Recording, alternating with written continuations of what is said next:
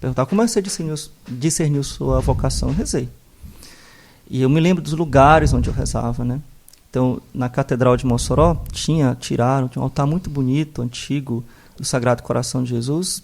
Era Cor Jesu Rex et Centro Omnium Cordium. Coração de Jesus, Rei e Centro de todos os corações, né? Então, gostava de rezar lá. E eu fiz, com meus 15 anos, a seguinte oração. Senhor, eu não sei o que eu quero ser, mas me chama para ser padre. Olha só. Porque eu não sabia, mas eu assim, me chama, se o senhor me chamar, eu vou. Mas eu só fiz essa oração. E aí, com o passar do tempo, aquilo foi crescendo. Olha que coisa. As pessoas iam falando, mas eu não ia aceitando, não sei, não quero, não sei. Vou estudar para quê? Não sei, eu vou fazer uma faculdade, não sei, não pensava. Eu era muito ingênuo, muito assim, crianção mesmo, assim. Não é como hoje, o pessoal hoje, assim, muito vivido. Não, a gente nunca fui vivido, nunca fui pra festa, nunca fui pra nada, nunca fui do mundo, pra falar a verdade, né? Então tinha meus amigos, eram sempre poucos, eu não fui um cara assim de muitos amigos, era 1, 2, 3 amigos ali, pouquinhos, e sempre o pessoal da igreja, né? Mas aquilo foi crescendo no meu coração. E aí uma coisa interessante, na medida que eu ia encontrando padres ruins, a minha vocação sacerdotal ia aumentando. Olha que coisa. Quanto mais contra-testemunhos eu via, mais eu queria ser padre. Olha só. Quanto mais eu ia procurar um padre para confessar e não achava, ou achava um padre que dizia que meus pecados não eram mais pecados, ia crescendo a vontade. mais eu tinha vontade de ser padre. Porque eu queria ser para os outros aquilo que eu queria ter tido e não tive. Não sei se deu para entender, né? Claro que deu. Claro que deu. Então, assim, eu quero ser padre, eu quero. Então, aquilo foi crescendo. Claro, fui vendo sinais de Deus, fui pedindo a Deus sinais, né? Fui consagrando a Nossa Senhora. Então, é muito importante isso, né? Se alguém que está vendo aqui o nosso podcast, né? Eu aconselho fortemente a consagrar a Nossa Senhora. Então, e o Sagrado Coração de Jesus, agora, me lembrando, ele tem um papel interessante. Eu estudava numa escola, nem existe mais essa escola, chamava-se Dom Bosco. Na rua dessa escola tinha uma igreja do Sagrado Coração de Jesus. E quando eu era criança, 7 anos de idade, eu saía da minha escola para esperar alguém me pegar, eu ia para a igreja. Olha só. Eu andava a pé e ia para a igreja. Não era tão pertinho, não. Agora me lembrando que hoje em dia é perigoso, né? Isso em Mossoró? Em Mossoró. Meio-dia, e quando eu era criança, quando terminava o colégio pela manhã, um friozinho maravilhoso. Nossa. Era. Caicó e Mossoró. Pois é. Não é brincadeira, não. Então, nessa igreja tinha uma imagem bonita do Sagrado Coração de Jesus e tinha uma imagem bonita de São Miguel Arcanjo. Olha só. E eu me lembro que eu, 7 anos de idade, ficava olhando para aquela imagem, aquele anjo pisando na cobra, né? Pisando no dragão. Achava bonito aquele, achava bonito o Coração de Jesus.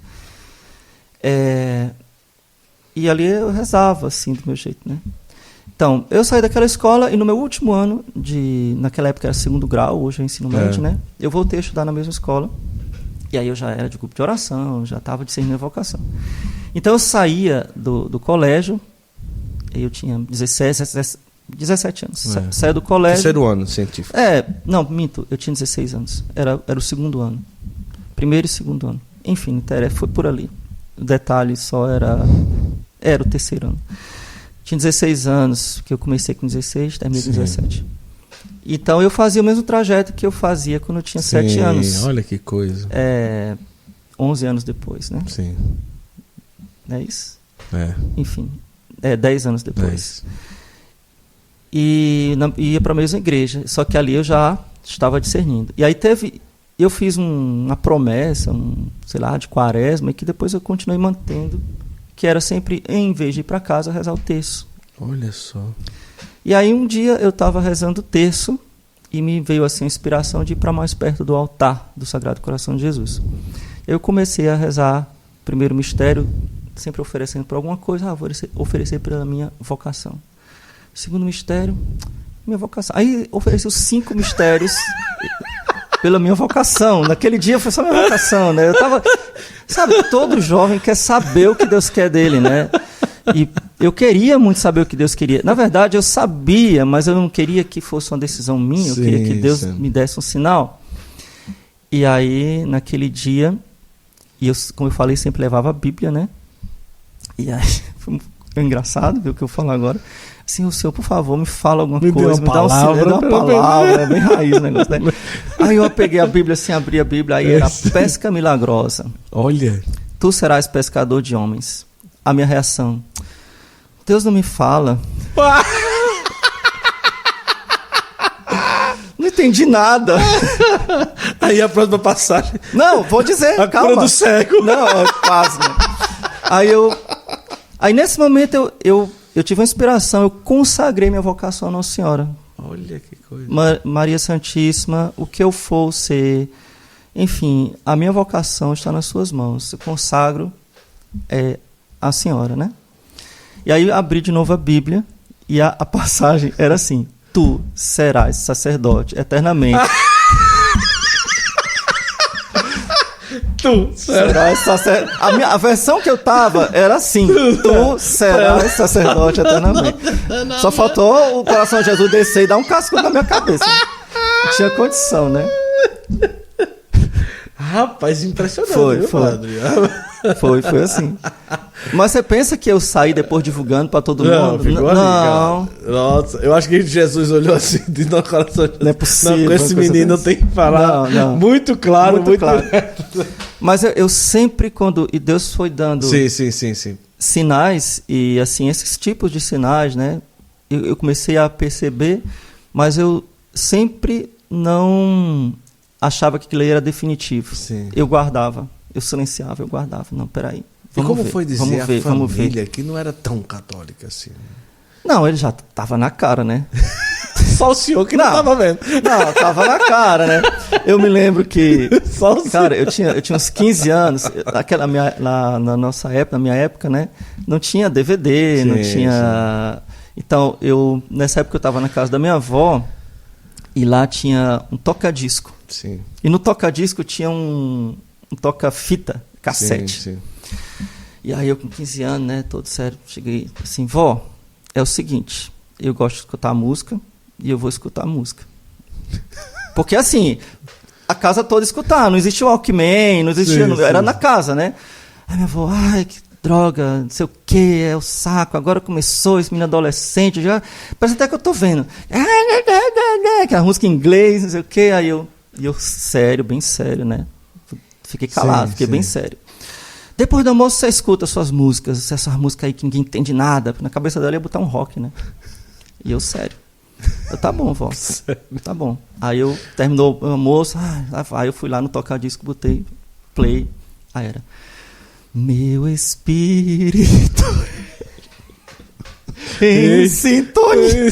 Padre Zezinho. Meu Deus. E aí? Minha avó caiu numa gargalhada assim. Ela olhou assim pra minha cara assim: como é que é? Rapaz, eu não aguentei. Ela riu assim uma meia hora rindo, assim, da minha cara. Ela achava que eu ia botar assim. Então assim, tava muito na cara que não tinha outra coisa pra fazer da vida. Não tinha outra coisa pra fazer da vida. Não, então assim, tava evidente que eu ia ser padre, né? Então eu fiz vestibular, porque eu ainda fui teimoso, tá?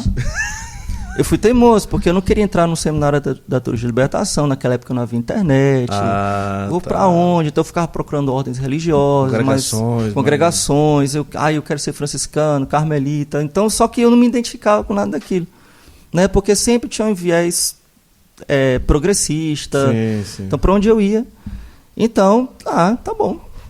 Tô aqui, não tenho pra onde ir, eu vou fazer faculdade. Aí fiz vestibular, não estudei. Não tinha nenhum interesse, mas assim, eu gostava de ler, então fiz vestibular para letras e não estudei absolutamente nada, passei de primeira. E comecei a cursar, um negócio horrível, rapaz, pelo amor de Deus. Aí eu sei que eu cursei ainda um mês. Não desprezando o pessoal. Não, era horrível. Horrível para o padre, né? Não, era horrível porque já era cheio de ideologia. Sim, na época. Claro. E era uma faculdade, acho que era federal. Então já era cheio de ideologia. Então, misericórdia. Misericórdia. Eu não entendia. Não. Cara, aí eu sei que teve um dia que eu fui pra faculdade, escutei um monte de baboseira, a professora falando coisa nada a ver, assim, coisa só de ideologia, nada da matéria. sabe uma coisa? Eu não venho aqui mais nunca. E eu saí e nunca mais voltei. Eu acho que eu nem tranquei minha matrícula. Eu simplesmente não fui mais. Inclusive, pessoal da faculdade aí, se o padre tiver matriculado aí até ainda por favor, tranca a matrícula. Tranca a matrícula aí. Ah, não. Chega. Só para avisar que ele vai trancar a faculdade de letras. Faz mais de 20 anos esse negócio. Caramba. Bem mais. Foi embora e não voltou mais. Não, chega. Vou escutar esquerdismo aqui. Não. Então o senhor entra no seminário com 18? E aí eu já conheci, tinha alguns amigos de Caicó e pessoas que inclusive que eu conheci no grupo de oração e tudo, e que eram de lá. Então, através de amizades, eu fui lá conhecer. Então, eu não tinha nenhuma ligação com a Diocese de Mossoró, eu era só um leigo normal, não era seminarista nem nada. E na época o bispo de Caicó era Dom Heitor de Araújo Sales, que era irmão do cardeal Eugênio Sales, do Rio de Janeiro. E então eu conheci o reitor do seminário, conheci os padres, e aí eu pedi para conversar com o bispo. Eu disse, eu queria muito entrar aqui. Aí disse para ele as razões, e ele me acolheu. Você falou, você é seminarista? Eu, não. Então faça o seguinte, você se engaja numa paróquia aqui, peça para algum padre lhe apresentar como fiel daqui. Sim. E foi assim que eu fiz. Me mudei, fui morar lá em Currais Novos. Passei um tempo lá na casa de amigos, morando em Currais Novos, para me engajar na paróquia, para ser indicado para o seminário. Aí eu entrei no seminário de Caicó. E, na época, os seminaristas de Caicó estudavam no Rio de Janeiro, no Seminário São José do Rio. Então, eu vim estudar no Rio de Janeiro. Tá. E, nessa época, lá no Rio de Janeiro, estudavam várias dioceses do Brasil, inclusive a Diocese de Campos, dos Goitacazes. E era numa época meio conturbada. Sim, que estava todo o processo. Tinha aquele processo meio conturbado e tudo. Quem não sabe o processo, escuta o podcast com Dom Fernando. Dom Fernando, eu não vou falar nada que ele bem direitinho. Ele deve ter falado tudo direitinho, né? E então se falava, e foi ali nessa época que eu era seminarista, fazendo filosofia, conhecendo os seminaristas de Campos, hoje muitos são padres, né? São amigos. E se ouvi falar da, então, Associação Sacerdotal, Fraternidade Sacerdotal, São João Maria Vianney. Isso. E eles contavam, eles são assim, são exagerados, são assim. Quanto mais eles contavam, meus olhos brilhavam. Nossa, que legal, eu quero conhecer esse povo, né? Mas na época, estavam em irregularidade. E, então, eu nunca cheguei a conhecer, mas tinha vontade de conhecer, porque o que falavam mal era o que eu mais gostava. Entendi. Eu achava maravilhoso aquele negócio ali, né? Mas, enfim, eu fiquei no Rio de Janeiro ainda 3 anos e estudei, fiz filosofia como seminarista de Caicó, né? Sim. Mas depois, assim, minha família se mudou para Fortaleza e eu não estava me sentindo muito assim, não sei, não vou ser padre aqui.